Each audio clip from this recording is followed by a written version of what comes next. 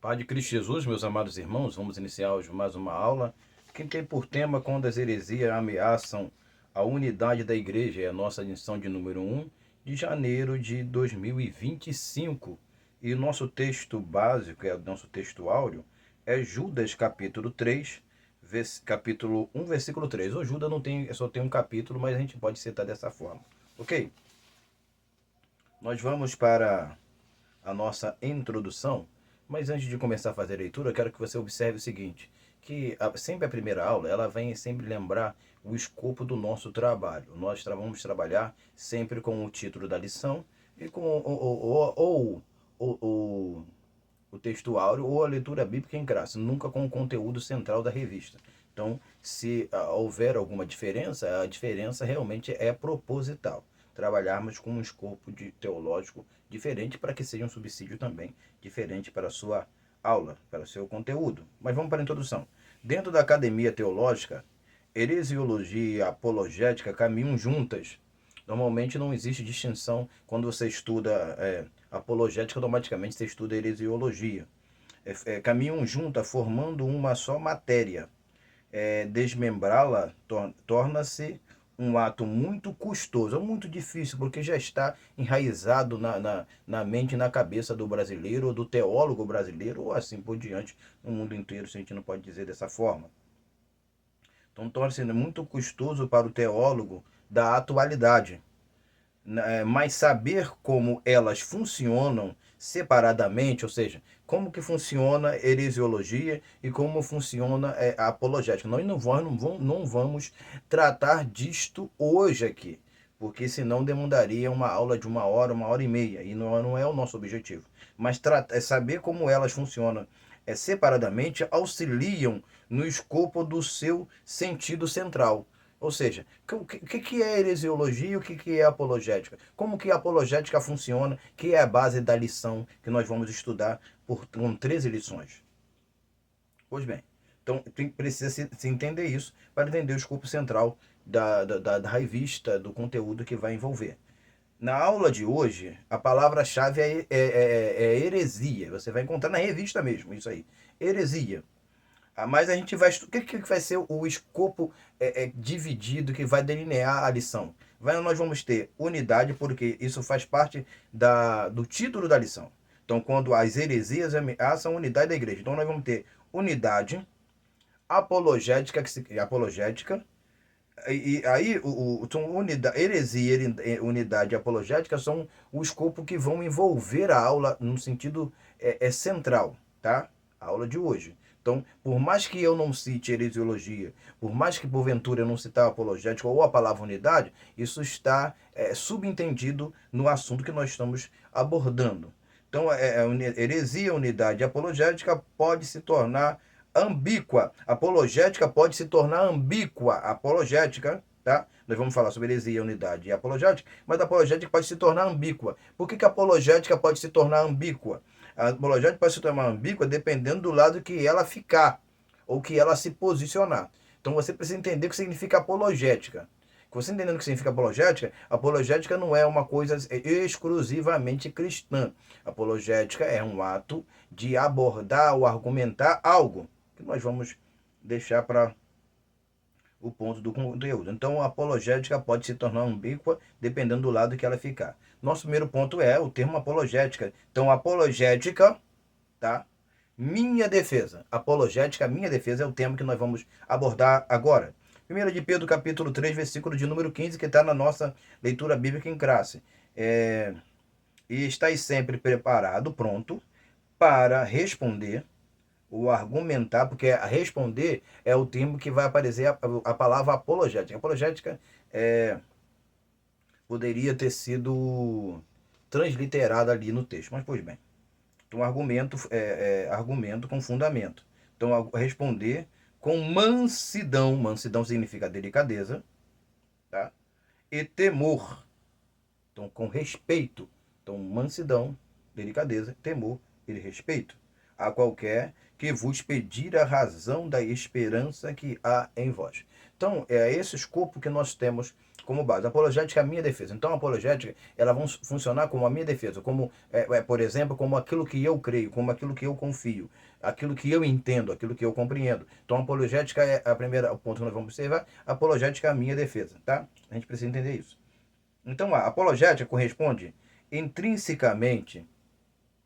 Intrinsecamente significa internamente constitutivo, ou seja, algo que constitui internamente. Intrinsecamente e extrinsecamente, que significa exterior ou superficial, como aquilo em que creio e defendo dentro do meu coração. Então, por que a apologética, volto ao tema, apologética é a minha defesa? Porque vai depender daquilo que eu entendo intrinsecamente dentro de mim e extrinsecamente fora de mim.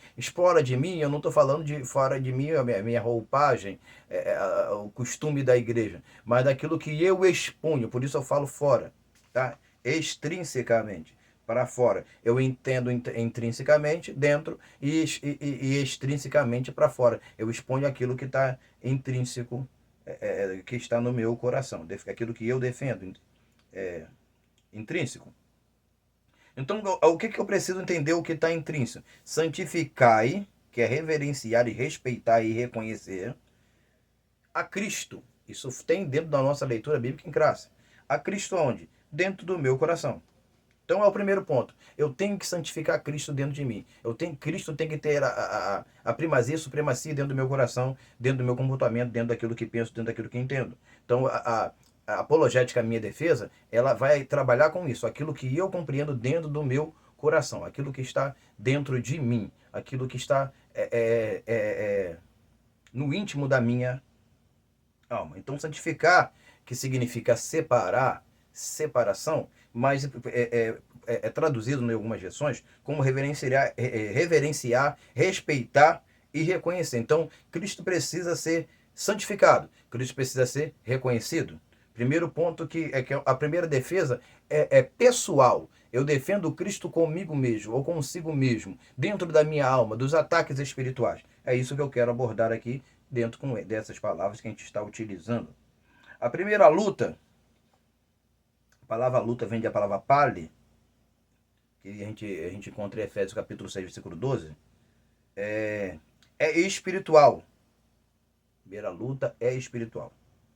Alcança a dimensão interna, Gálatas capítulo 5, versículo 17, tá? Que o espírito milita contra a carne e a carne contra o espírito. Mas as armas são as mesmas. Como são as armas? As armas são espirituais. 2 Coríntios capítulo 10, versículo de número 4, que vai falar: as armas da nossa milícia não são carnais, mas espirituais, poderosas em Deus, ou com poder em Deus, para destruição de fortaleza, como Efésios capítulo 10, capítulo 6, versículo de número 10, que diz: fortalecei-vos no Senhor e na força do seu poder. Se você puder pesquisar o que significa fortalecei-vos no Senhor e na força do seu poder, o significado da palavra força, poder e aí por diante, vai te dar uma compreensão melhor e mais interessante. Então a gente tem a palavra que é paralelo, que vai ser traduzido também como luta. A palavra palo,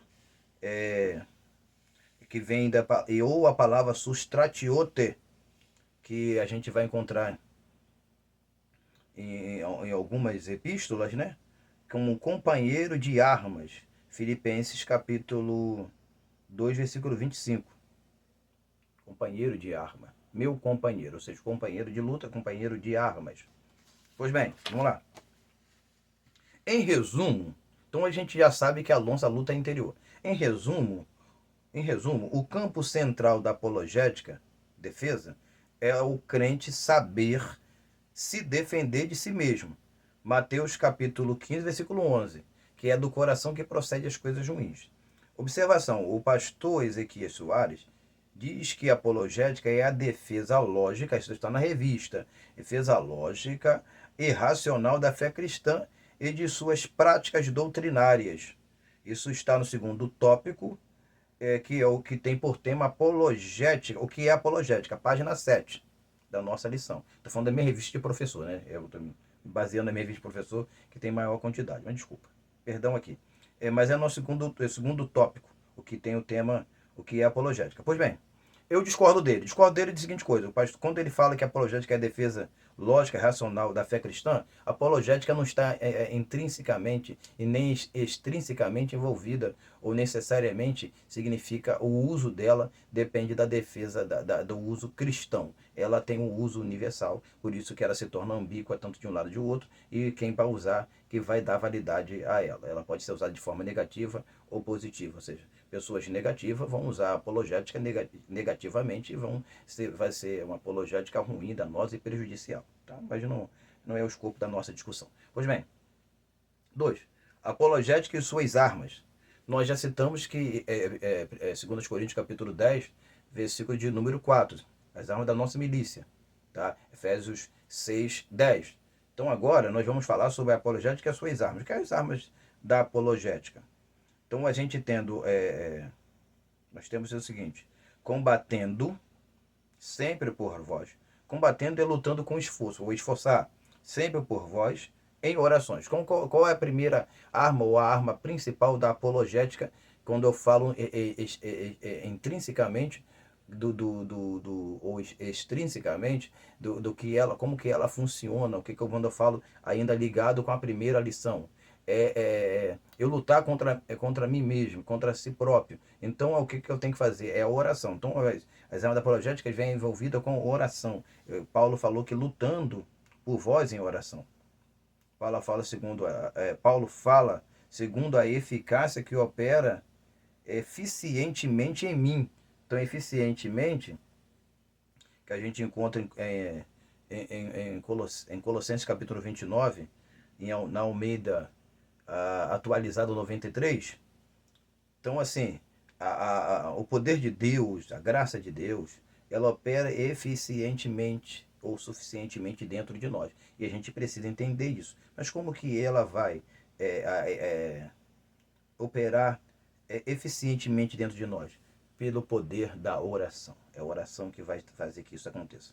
Antes de lutarmos pelos outros, ou se preocuparmos com a vida dos outros, a gente tem Colossenses 2:1, tudo no Almeida 93, devemos manter as nossas vidas seguras. Eu preciso preservar a minha vida, guardar a minha vida. O que adianta o homem ganhar o mundo todo e perder a sua alma? Marcos capítulo 8, versículo de número 36. Então o que aproveita o homem ganhar o mundo todo e perder o mundo inteiro e perder sua alma? Não tem nenhum valor, não tem nenhum significado. Então a gente tem,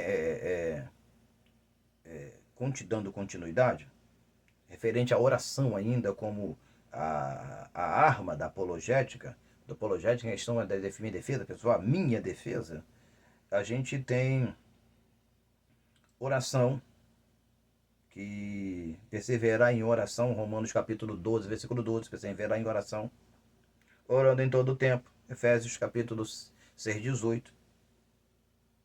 A gente tem orar sem cessar, 1 Tessalonicenses 5, 17. Então, todo esse enredo de oração envolve a seguinte coisa: você orar constantemente. Quem não ora, extingue o espírito. Estou ainda usando o Tessalonicenses capítulo 5, versículo de número 19. Não me extingais o espírito. Extingar significa apagar o espírito. Fazer que o espírito perca a validade dentro de nós, a sua energia, ou a sua energia que vai trazer vitalidade. Pela palavra de Deus e pela oração são santificados. 1 Timóteo capítulo 4, versículo 5. A gente segue aqui o valor da oração. Tiago capítulo 5, versículo 15. E temos também Mateus capítulo 21, 22. Então a oração ela tem uma importância muito grande. Eu poderia citar outras armas de valia, como a palavra de Deus, e outras coisas que poderiam ser de grande significado e importância. Mas a oração, o crente que não ora, ele não vai ter intimidade e comunhão com Deus. E isso vai trazendo uma gangrena dentro dele ou na vida dele em geral. Então a oração é importante Por isso que a gente tem que perseverar em oração e orar sem cessar. Vamos seguir aqui o nosso assunto, a gente já está chegando para a parte final. Conclusão. O primeiro campo da heresia, que é a heresia. Primeiro campo, o que é heresia? A heresia é a obra da carne. Eu vou voltar aqui. Primeiro campo da heresia. O que é o primeiro campo da heresia? A heresia é a obra da carne. A obra da carne no sentido de quê? Que a heresia ela vai lutar contra a carne, o espírito ali, que a gente já citou, Gálatas capítulo 5, versículo 17. Então tem esse escopo aqui. Então quando a gente vai para a conclusão, o primeiro campo que é heresia, que é os atributos da heresia, né, que ela vai trabalhar, que é a obra da carne, nós temos Gálatas capítulo 5, versículo 20, que aparece a palavra heresia na obra da carne ali. Então a gente segue entendendo o seguinte. Então a heresia vai significar isso, né, dentro do escopo teológico. A preferência de escolha, opinião, que ela vai abordar, porque, deixa eu só voltar um ponto aqui, que a palavra heresia é haireses, porque na realidade não é haireses, né? Porque o grego, o S não tem som de Z. Tá? Nós temos uma palavra escrita, o S não tem som de Z, nós estamos de zeta que tem som de Z, mas não vamos discutir isso aqui. Então, quando eu volto aqui ao campo da heresia, e é um atributo da carne. 1 Coríntios capítulo 3, versículo 3. Então, a heresia, ela é um atributo da carne. Ela vai ter esse significado. Então, a gente vai preferenciar de escolha, preferência de escolha, opinião diferente. Então, é isso que significa heresia. Então, você não pode, às vezes, qualificar um irmão como herege porque ele tem preferência de escolha e tem opinião diferente de você. Às vezes, a opinião diferente dele está certa e a sua está errada. Aí, só porque ele tem opinião diferente de você, ele é um herege? Eu tenho um termo que eu utilizo e que eu já conheço já tem um tempinho. Nem tudo que a gente aceita é seita. Porque a palavra aceita também é traduzido da palavra haireses, que normalmente é a palavra heresia. Nem tudo que a gente aceita é seita. Existiam grupos heréticos ou diferentes seitas na época dos apóstolos. Aí nós temos Atos capítulo 5, 17, 15, 5 e 26, 5. Então, que vai conotar essas seitas diferentes, eram os fariseus e saduceus e outras demais que a gente poderia falar aqui, que existiam na época de Jesus. Então, não quer dizer que eles estavam errados. Existe um seita, porque a palavra seita ou heresia significa sectário, mas que significa grupos diferentes, distintos, que defendem uma opinião, uma fé. Então, eu tenho que entender isso. Concluímos que o termo seita ou heresia torna-se negativo por ser diferente do outro. Então, negativo, porque se eu defendo uma coisa, você defende outra, quem está certo, você ou eu? Então é negativo para você porque você discorda. E é negativo a sua para mim porque você discorda. Estou falando do ponto de vista quando eu me separo de você de opinião. Então também é o sentido da palavra apologética. Então, vai ser ambíguo nesse sentido. Porque se eu defendo uma coisa, você defende outra, você passa a ser um herege. Eu passo a ser um herege para você e você para mim. Mas na realidade, eu sou um herege porque penso diferente de você? Você é um herege porque pensa diferente de mim? Então a gente tem que pensar muito quando a gente fica usando o termo herege. Ah, fulano é um herege. A gente já taxa a pessoa e as pessoas aí já começam a ver, olhar para aquela pessoa de uma forma diferente, já colocar de lado. E não é assim, não é desse jeito. A gente tem que entender que a palavra ela significava simplesmente um grupo distinto, tá? Bem distinto. Então a gente, então seitas e heresia torna-se negativo por ser diferente do outro. Aí nós temos Atos, eu coloquei aqui, né, exclusivamente, Atos capítulo 24, 5 e versículo 14, 24, versículo 5 e versículo 14, e 28, 22, que vai falar do cristianismo embrionário. Eu coloquei isso aqui de propósito. Vai falar do cristianismo embrionário, que é da igreja, que está forjado na igreja primitiva. Eu botei isso aqui de propósito. A necessidade dela. Isso a gente encontra em 1 Coríntios, capítulo 11, versículo 19. Então, há uma necessidade de uma heresia dentro da igreja, de um grupo separado daqueles que estão contaminados. Aí agora como que você resolve isso? Aí, então, o 1 Coríntios você vai encontrar isso, que é o texto da sexta. Se você nunca observou isso, leia o texto e observe. Terminando, a necessidade dela para que os sinceros se manifestem, como te já citou, aí a gente termina o seguinte: apologética contra espíritos facciosos. Claro que tem pessoas que estão dentro da igreja simplesmente criando, forjando, trabalhando para criar a desunião, né? A tirar a igualdade da igreja, como a gente encontra em Salmo de número 133, que com bom consolável que os irmãos vivem em união.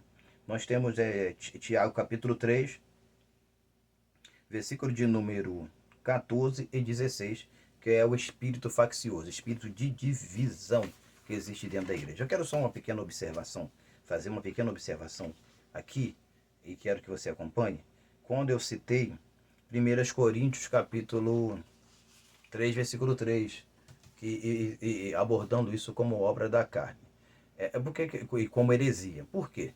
Porque você precisa entender que certos comportamentos nossos também são heréticos. Quando há dissensão, quando há contenda, quando há inveja, quando há porfia, tudo isso quando você tem um comportamento de porfia, de inveja, você está se unindo ao seu irmão ou você está se separando dele? Você não está criando um grupo diferente, você não está criando um sentimento diferente. Então tudo isso é heresia. Então heresia não está resumido só no seu significado central que a gente encontra no dicionário, mas está também resumido no comportamento do cristão dentro da igreja. E nós vamos trabalhar nisso na próxima lição também, como ser cristão. Então, você como cristão, você deve evitar excesso tipo de heresia no seu comportamento, não no sentido doutrinário que a gente espera que seja. Porque às vezes as pessoas são fiéis doutrinariamente, entre aspas, mas no seu comportamento com o seu irmão são os heresiarca, ou seja, os primeiros hereges